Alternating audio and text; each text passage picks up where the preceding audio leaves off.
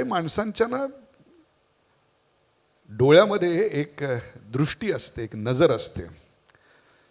सोनालीच्या डोळ्यामध्ये ती नजर आणि दृष्टी आहे की जिथे दगडामध्ये नको ते ती सहज काढून टाकते आणि त्यातून मूर्ती जन्माला येते. आणि म्हणूनच हा असा व्यवसाय उभा राहतो, ज्याला आपण मिडास टच म्हणतो ना. तो मिडास टच म्हणजे काय, ते ह्या लोखंडाचं सोनं पाहिल्यानंतर आपल्याला दिसतं की एका कंटेनरचं फार्म हाऊस बनल्यानंतर जी टाळी इथे पडली ती खरोखरच तिच्या परिश्रमापेक्षा सुद्धा त्या मिडास टचला होती. या क्षेत्रामध्ये अजूनही फॉर्मल इंडस्ट्री अशी आलेली नाही आहे. दिस इज इन्फॉर्मल सेक्टर. फॉर्मल इंडस्ट्रीनी येण्या इतपत हे सगळं खूप मोठं झालं असं वाटतं. म्हणजे it's an unorganised sector for sure. पण हे कुठेतरी आपण आपल्याला इमॅजिन होत नाही, पण स्क्रॅपचं जे नेटवर्क आहे, म्हणजे there is so much that happens in that network but which has to be captured. म्हणजे आम्हाला सतत आमच्या एफर्ट्समधनं पण असं वाटतं की कुठेतरी हे डॉक्युमेंट झालं पाहिजे. म्हणजे अनेक लोकांना इच्छा असते की मी जुन्या मटेरियलमधनं काहीतरी वापरून नवीन करावं, पण ते सोर्सिंग हा खूप एक मोठा इश्यू असल्यामुळे लोक तिथपर्यंत पोचत नाहीत. त्यामुळे हे सगळं हा डेटा हा कुठेतरी एक अंडरग्राऊंड नेटवर्क सारखा आहे, जो आपल्याला कॅप्चर केला गेला पाहिजे आपल्याकडनं. म्हणजे कुठेतरी आपण अजूनही आपल्या घरामधलं बायोग्रेडेबल वेस्ट आणि नॉन बायोग्रेडेबल वेस्ट हे वेगळं करण्याची जी प्रक्रिया विशेषतः नागरीकरणाच्या भागामध्ये आहे ती अजूनही रुजलेली नाही आणि त्याच्यामुळे खूप अडचणी येत आहेत. डेफिनेटली आपल्याकडे आपण विचार केला तर 50% 60% waste by volume by weight हे वेट वेस्ट असतं आणि ते ॲट सोर्स आपण कंपोस्ट करू शकलो, म्हणजे त्याच्यासाठी पण खूप उपाय आहेत, रेडी सोल्युशन्स आहेत. तर फक्त ड्राय वेस्ट आणि मग त्याला डील करण्याचा विषय उरतो. अनेक वेळा प्रॉब्लेम कंटॅमिनेशनचा येतो, म्हणजे अनेक गोष्टी कंटॅमिनेटेड असल्यामुळे ते आपल्याला वापरता येत नाहीत आणि त्यात बऱ्याच वेळा ऑर्गॅनिक कंटॅमिनेशनचा इश्यू असतो. त्यामुळे आपण तेवढी एक फक्त डिसिप्लिन पाळू शकलो, म्हणजे आपण घरच्या घरी organic waste can be easily composted, can be a great start to look at how we deal with waste. एखादी टाकाऊ वस्तू म्हणजे आता हा जो तुम्ही पाईप दाखवलात आम्हाला तो 100% मला खात्री आमच्या इथल्या प्रत्येकाने पाहिला असणार. परंतु त्यामध्ये सौंदर्य बघायची दृष्टी असते, तसंच ते सुचण्याचा एक क्षण असतो की याच्यापासून काय केलं जाऊ शकतं. हा तुम्हाला किंवा तुमच्या सहकारी धारा यांना सुचतो हे आम्ही समजू शकतो, परंतु हे प्रत्यक्ष करायचं काम तुमचे सहकारी करतात. मग ही दृष्टी त्यांना कशी देता? आमची ॲसेट आहे आमची टीम. म्हणजे आता आमची जी लोकं आमच्याबरोबर आहेत ती आता अनेक वर्ष they have developed with us आणि मुळात त्यांची बॅकग्राऊंड माहिती आहे फॅब्रिकेशन किंवा कार्पेंट्री किंवा ह्या बॅकग्राऊंडमधनं आले होते. त्यांना हे मोल्ड करणं ह्या विचारांमध्ये म्हणजे ते एक सततची ती process has been really successful I would say. आता अनेक डिझाईन्स आमच्या लोकांकडनं आम्हाला मिळतात कारण they have used the product. मुळात स्टुडिओ हे सुरू करण्याचं कारणच एक असं झालं की ह्या गोष्टी आम्ही कुठल्या कॉन्ट्रॅक्टरकडनं करून बघू शकत नव्हतो, कारण कॉन्ट्रॅक्टर मॉडेलमध्ये कसं असतं की हे काम केलं तर ह्याचा एवढा रेट आणि ह्याचा हा रिझल्ट. पण एक गोष्ट 100 वेळा करून बघणं till we think we are happy with the product, त्या प्रोसेसला एक पेशन्स लागतो आणि तो आम्हाला आमच्या वर्कशॉपमध्येच डेव्हलप करायला लागला. But we are blessed with an excellent team. अनेक वेळा ते आम्हाला खूप चांगली सजेशन्स देऊन आमचा प्रॉडक्ट एका लेवलपासून दुसऱ्या लेवलपर्यंत द्यायला दे आर ऑलवेज रिस्पॉन्सिबल. आणि माझं आणि धाराचं म्हणलात तर आजकाल आम्हाला सगळीकडे ॲक्च्युअल प्रॉडक्ट कधीच दिसत नाही. Even if you look at something we start seeing the possibilities in our mind and our brains. त्यामुळे ते आता चांगलं कसं करता येईल दिसतं. हां, त्याचं काय एक एंड प्रॉडक्ट नाही होऊ म्हणून तर शकतो. विचारतो, राजकारण्यांकडे बघता का? म्हणजे चांगले कसे करता येतील. नाही काही विषय जरा होप्सच्या बियॉन्ड आहेत. एक गोष्ट छोटीशी असते प्रेक्षक, परंतु त्याचा अपसायकलिंगचा उपयोग किती जीव वाचवण्याकरता होऊ शकतो याचं एक उदाहरण तुम्हाला मी देतो. आपल्याकडे आपण CD प्रत्येकाने वापरल्या असतील, त्या आता CD जवळपास घराघरातनं हद्दपार झाले आहेत. CD प्लेअर म्हटला तर आजकाल घरामध्ये मिळत नाही वस्तुस्थिती. Everything is video on demand, audio on demand. आपण इंटरनेट कनेक्शन असलं की जगातली कुठलीही गोष्ट काही ऐकू वाचू पाहू शकतो. आता या CD रॉमचं करायचं काय हा एक मोठा प्रश्न होता आणि त्या ई वेस्ट, नंतर तो मी प्रश्न तुम्हाला विचारणार आहे, त्या ई वेस्टचा एक फार मोठा प्रश्न निर्माण झाला. राजस्थानमध्ये एक पहिल्यांदा प्रयोग करण्यात आला. रात्रीच्या वेळी बैलगाड्या जातात आणि बैलगाड्या रस्त्यावर जात असतात, रस्त्यावर अंधार असतो आणि त्या बैलगाड्यांचा वेग कमी असतो आणि खूप वेगानं गाड्या जात असतात. त्या गाड्यांच्या लाईटमध्ये ती बैलगाडी दिसेपर्यंत, ब्रेक मारेपर्यंत, त्यांना ओव्हरटेक करेपर्यंत शेकडो अपघात झालेले असतात. त्यात बैलगाडीतली माणसं मरतात आणि गाडीतली माणसंही मरतात. असे अनेक ॲक्सिडेंट झाले.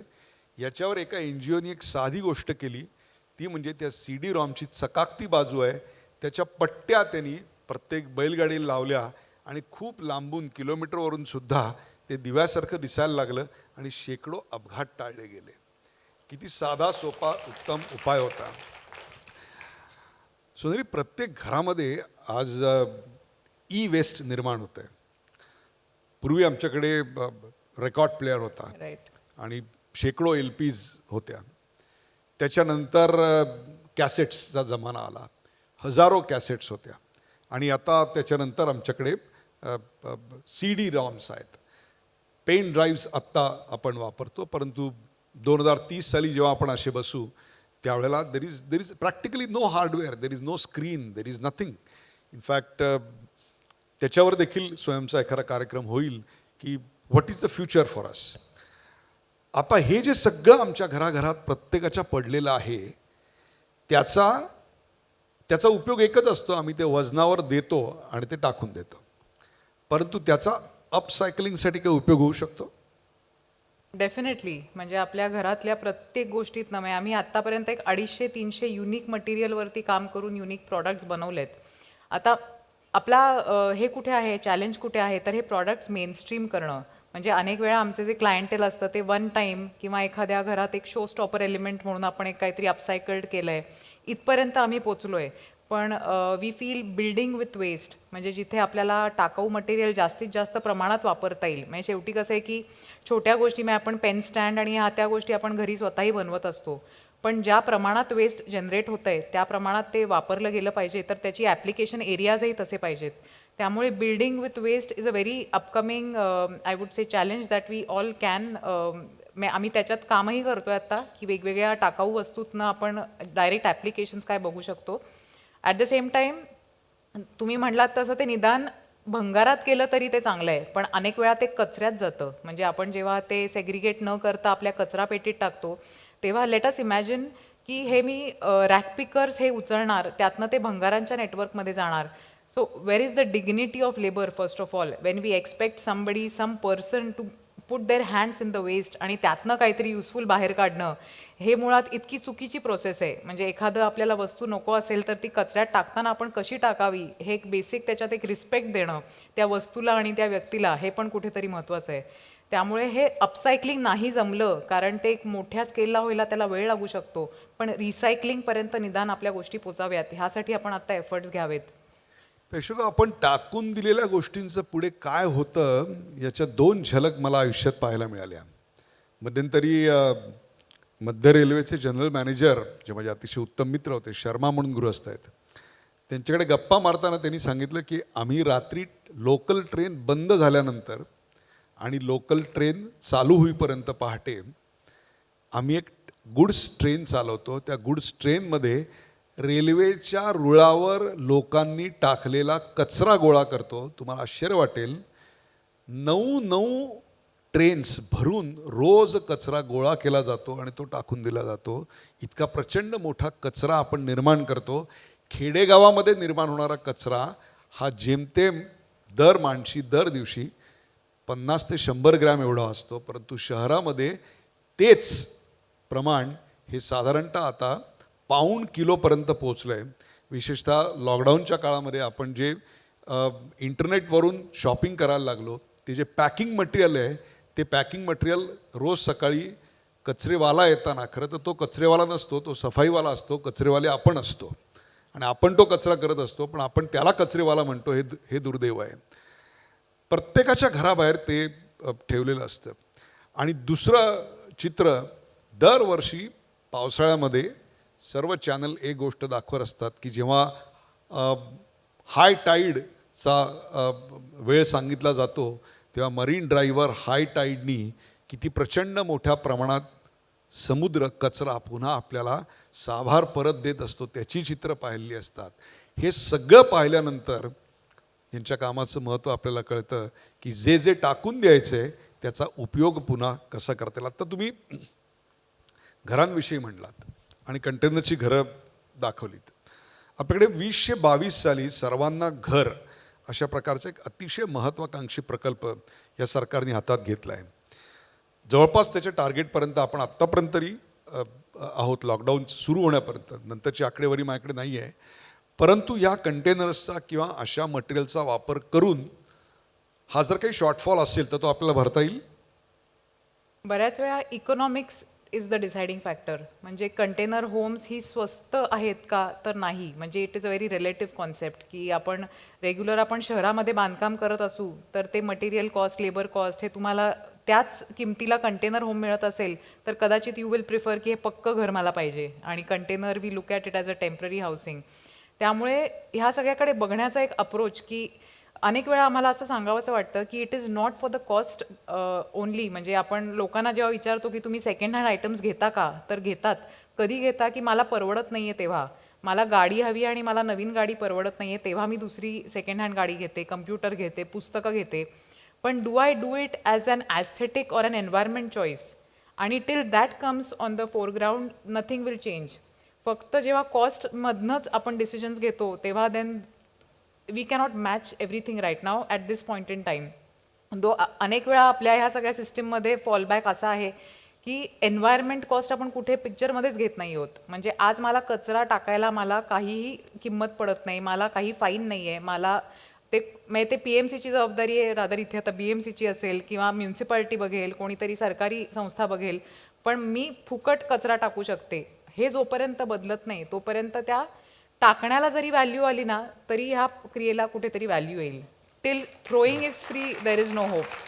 कचरा डेपोचा प्रश्न इतका मोठा झालेला आहे की जवळपास प्रत्येक शहरामध्ये कचरा डेपो आणि त्याच्या आसपासच्या राहणाऱ्या माणसांची वस्ती यांचा संघर्ष इतक्या टिपेला पोचलेला आहे की कित्येकदा कचरा जाळल्यानं होणाऱ्या धुरामुळे चेंबूरच्या भागामध्ये जवळपास 4-4, 5-5 दिवस शाळा, कॉलेज, महाविद्यालय आणि रुग्णालयं बंद करावी लागली. इतक्या प्रचंड मोठ्या प्रमाणावर आपण आत्ता कचऱ्याचा भीषण प्रश्न निर्माण केलेला आहे.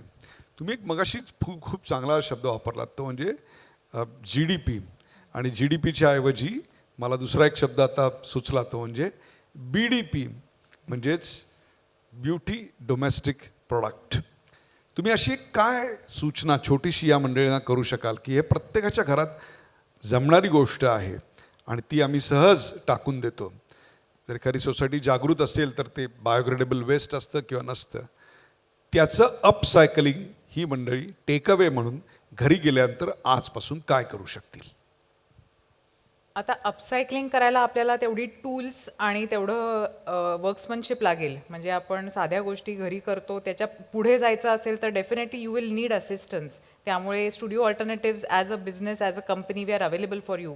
पण सर जसं म्हणले तसं तुम्ही काय करू शकता, तर I am not sure if you can upcycle anything, but you can definitely segregate. म्हणजे ती एक सुरुवात आपण जरी 100% केली तरी it will be a great start to the raw material that we receive downstream. Either it can be recycling or upcycling, but at least waste which is non-contaminated, which is in a form which can be easily used. ह्या पद्धतीने आपण थोडे efforts घ्यायला हवेत. मग अपसायकलिंगमध्ये glamour आहे पण टाकण्यात नाही आहे, त्यामुळे ते कसंही टाकून चालतंय. आणि मी जेव्हा ते अपसायकलिंग प्रॉडक्ट घेते तेव्हा मला मग त्याची किंमत किंवा त्याच्यातल्या अट्रॅक्शन वाटतं, पण त्या टाकण्यामधनं हा सगळा प्रॉब्लेम चालू होतोय. त्यामुळे if we can just segregate dry waste, wet waste, आणि तेच ड्राय वेस्टचा आपण विचार केला तर सगळ्या गोष्टी आपण एकाच कचरा पेटीत टाकतोय. हे कुठेतरी आपल्याला चूक वाटलं की ह्याची काही वेगळी ट्रीटमेंट व्हायला हवी आहे का ह्या सगळ्या गोष्टींची. There are so many things we are mixing together.